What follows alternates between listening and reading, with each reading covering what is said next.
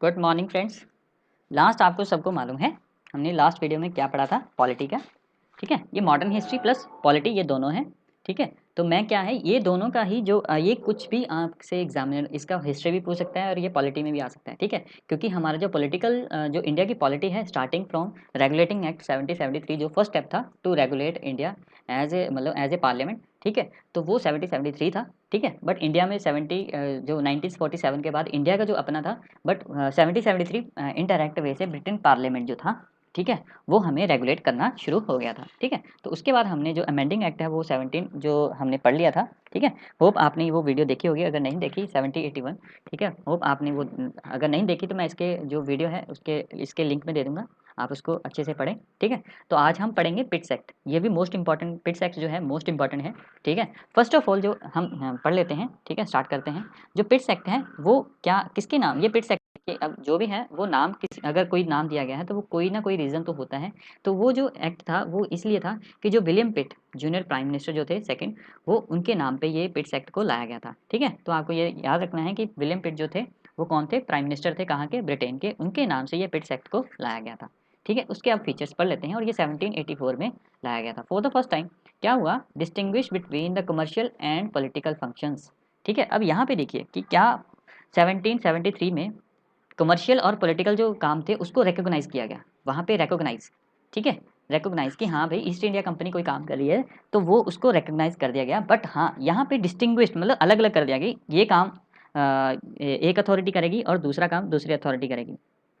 ठीक है, तो आपको ये ध्यान रखना है कि फर्स्ट टाइम वहाँ पे इसको ओनली क्या रिकॉग्नाइज किया गया था, एडमिनिस्ट्रेटिव और जो पॉलिटिकल फंक्शंस हैं। बट यहाँ पे कमर्शियल, वहाँ पे एडमिनिस्ट्रेटिव और पॉलिटिकल था, यहाँ पे कमर्शियल है। तो ये आपको ध्यान रखना है जब भी आप पढ़ें। तो ये चीज़ें छोटी छोटी सी चीज़ें हैं, वो घुमा फिरा के एग्जामिनर क्या है आपसे पूछ लेगा और हम वहीं पे फंस जाते हैं।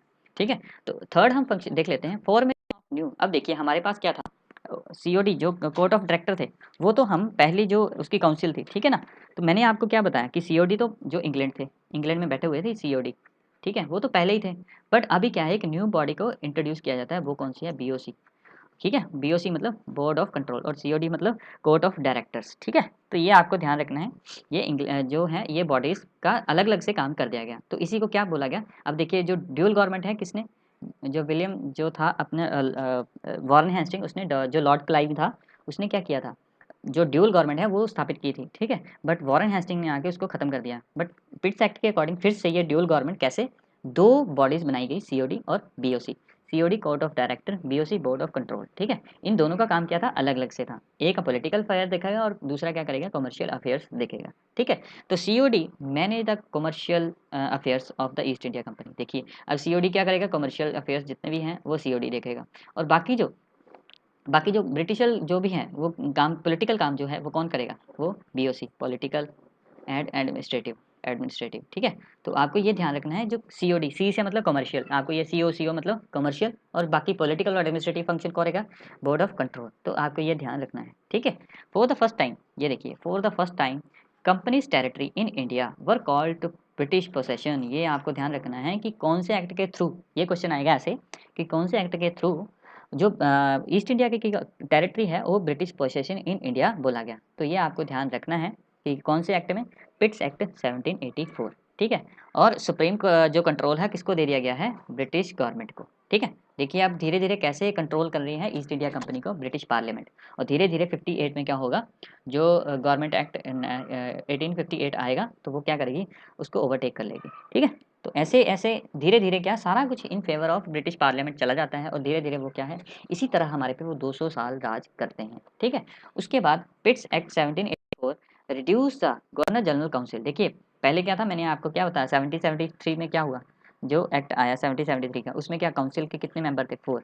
अब क्या कर दिया गया, अब कर दिया गया 3, उनको रिड्यूस कर दिया गया काउंसिल को। ठीक है, अब क्या था, मतलब जो उसकी काउंसिल थी फर्स्ट 1+4 थी, अब क्या था 1+3, मतलब गवर्नर जनरल ऑफ बंगाल +3 उसके जो असिस्ट करने वाले थे। ठीक है, अब क्या बोल दिया गया कि जो सुप्रीम कोर्ट है made only for the British subject होंगे, उसके लिए ही सुप्रीम कोर्ट लाइबल होगा, और कोई भी मैटर्स जो सुप्रीम कोर्ट के अंदर नहीं आएगा।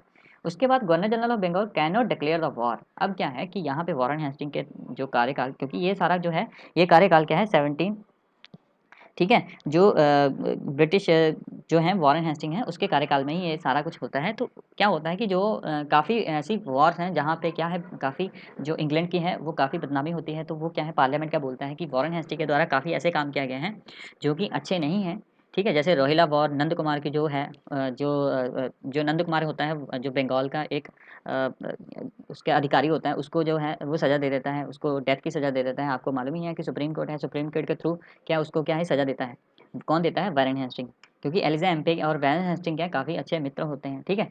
तो उसी के केस में क्या होता है वॉरेन हेस्टिंग क्या करता है रिजाइन देता है, ठीक है। तो 17 पिट्स एक्ट आने के बाद क्या होता है, अब ये देखिए अब प्रेशर क्या पड़ रहा है वॉरेन हेस्टिंग पे, प्रेशर पड़ रहा है। एक तो उसके पास पैसे नहीं है, मतलब जो ईस्ट इंडिया कंपनी है, ठीक है, उसको कंट्रोल करने के लिए अब उसको भी पैसे चाहिए, ठीक है जी। और उसके बाद क्या है उसके ऊपर काफ़ी प्रेशर पड़ता है, ठीक है, ब्रिटिश पार्लियामेंट के थ्रू।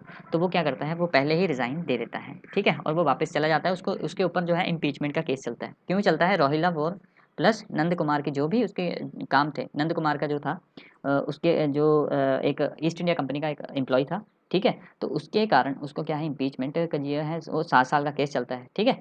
तो ये जो था पिट्स एक्ट के बारे में, ठीक है, होप आपको समझ आया होगा। अगर आपको ये वीडियो अच्छी लग रही है please like and subscribe. Thank you.